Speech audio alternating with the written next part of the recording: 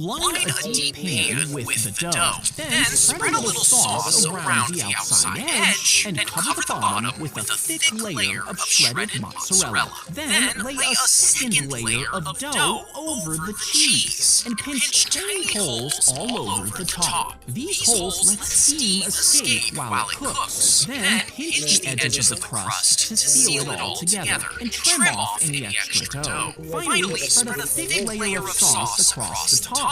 Then bake it for 30 minutes, creating a stuffed Chicago-style pizza.